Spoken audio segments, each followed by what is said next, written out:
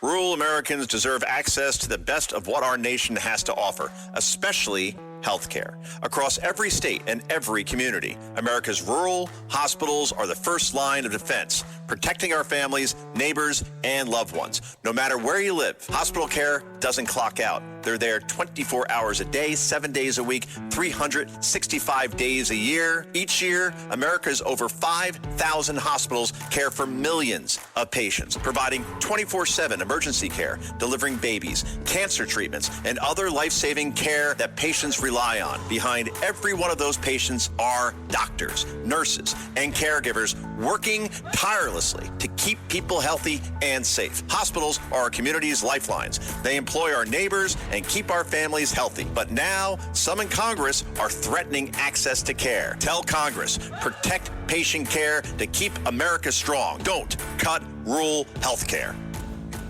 Listen, all you New Yorkers. You see? Taxi! Okay, we're looking around. This is the 77 WABC minicast.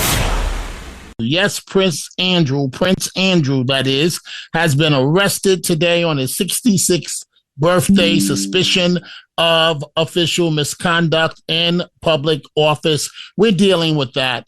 And oftentimes, folks, we really try to do different topics between the midnight show and now the 3 p.m. show. But there are times when it's warranted that we repeat certain segments.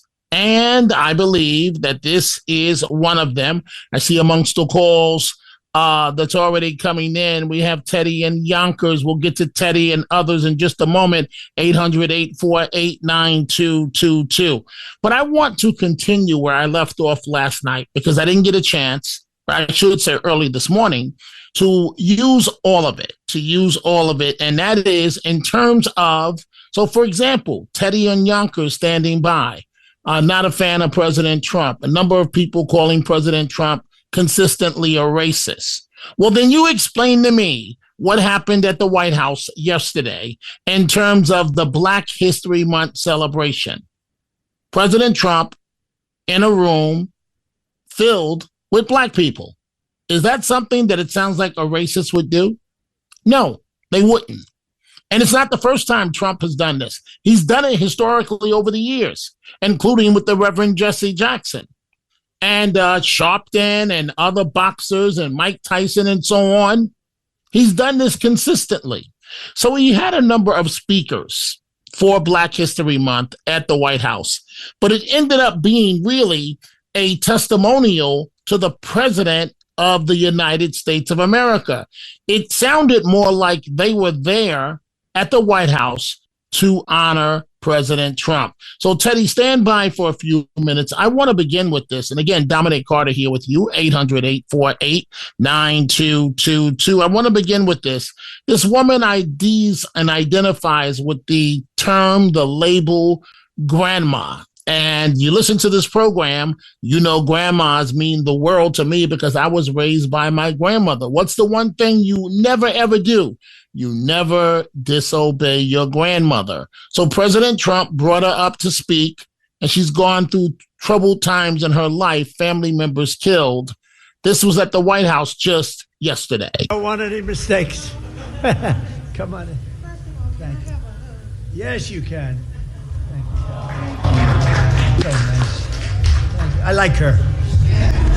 Please. I like him too. One thing I like about him, he keeps it real just like Grandma. I appreciate that because I can trust him because he tells exactly how he feels and what he thinks. Thank God for this president.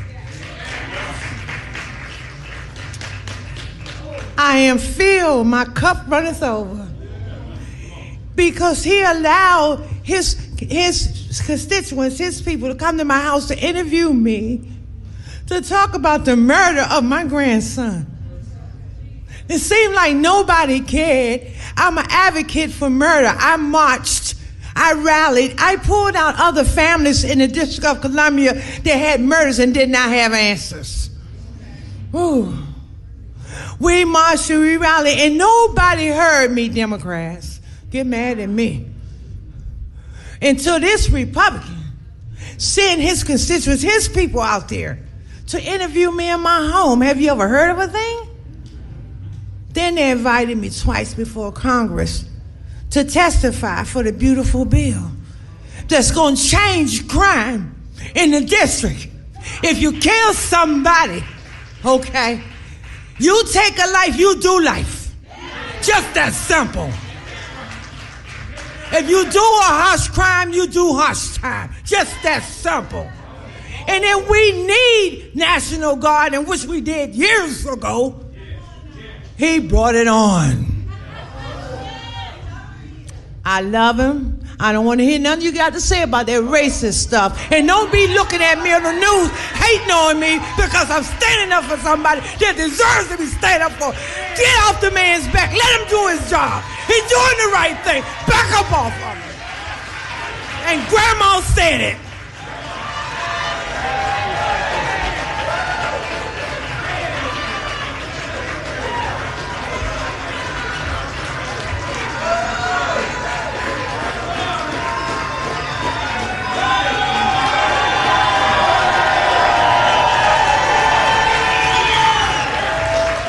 Wow. That's pretty good. When is she running for office? Felicia, when are you running for office, please? You have my endorsement. You have my endorsement, Felicia. Thank you, darling. That's great. What a great, and it's from the heart. Your little baby, right, was just so horribly taken from you. President Trump, along with Grandma, and in a minute, we'll hear from a Texas mom talking about charter schools. But I want to start with two telephone calls right now. Teddy in Yonkers on line one, and also standing by Gracie in Rockland County. So Gracie, let's bring Gracie into the conversation as well. But I want to hear from Teddy first. I believe he wants to refer to some violence that's happened up in Co-op City. Is that true, Teddy? What's going on? Sir, it was Monday when the students were off, and I guess maybe it was planned. They must have been about 200 approximately at the Bay Plaza Mall, and they caused a lot of destruction, and cops were running after them, and some of the young people were attacking the cops too, and there were a number of arrests. I hope that they get charged and prosecuted to the fullest extent of the law. It was dangerous, and they were thinking they could come back. Obviously, I didn't hear anything on the news subsequent to Monday, but it was bad, and because I was in that area at that time, and my former student called me up, the retired correction officer. He said to me, "Teddy, did you hear what happened?" I said, "Yeah, I was in that vicinity." He said, "It's terrible.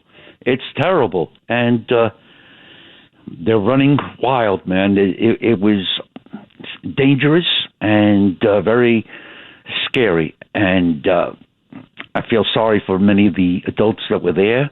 Many of the store shopkeepers, they closed the doors, and things were taken, and it was bad. It was in the mall in Co-op City on Monday. Of course, they were off. I think they were off the whole week. I know they were off Monday for President's Day, but I think they were off for the whole week. And, wait, Teddy, you can't have it both ways. Whenever I say it's time to put these young people in check, you're always yelling and screaming just the opposite. And you among the liberals, you all this talk with Trump and Gracie, we're going to bring you in a second. Look at what happened at the White House yesterday. A room full of black people honoring the President of the United States of America. What does that say to you, Teddy? I heard her this morning. She was very good, and I praise her. Okay, what do you want me to say? You want to just put the knife into me and twist it? What do you want to do? No. I don't want to. But Teddy, but you can't talk out of both sides of your mouth. You hate Trump, but Trump is getting the job done. Let's hear what Gracie has to say. Stand by, Teddy. Gracie, Rockland County, New York. What's on your mind, Gracie? Teddy's on the other line. Hi, Teddy. Hi, Dom. Listen, what Teddy just said, I'm very upset because I'm a Bronx girl. And Co-op City. I can't believe what I believe you, Teddy, what happened. But isn't it something how they don't report it? Of course they don't report it. They want to pretend that everything is all right. But what do you expect when the Summer of Love with Floyd happened there and Portland and whatever, and now what happened in Minneapolis again?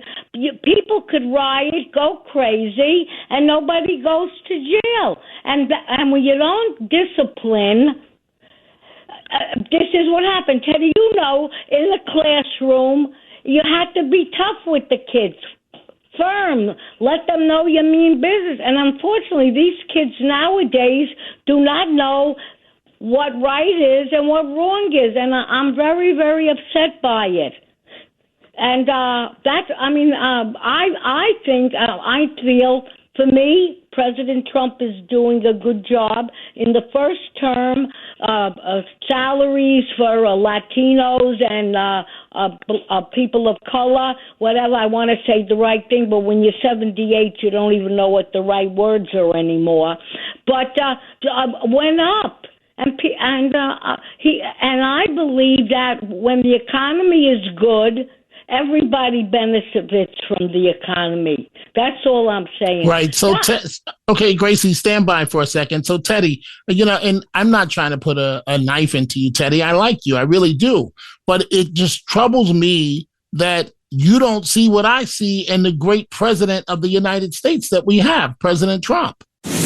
That's a wrap for this minicast. Everything you need to know in 10 minutes or less. Short, sharp, and straight to the point. Don't forget to follow, rate, and share with your friends. For more bite-sized takes, go to WABCRadio.com/minicast and download the 77 WABC app. See you next time for a new episode. Stay curious, stay sharp, and keep the conversation going so you never have to wonder, What the heck is going on here?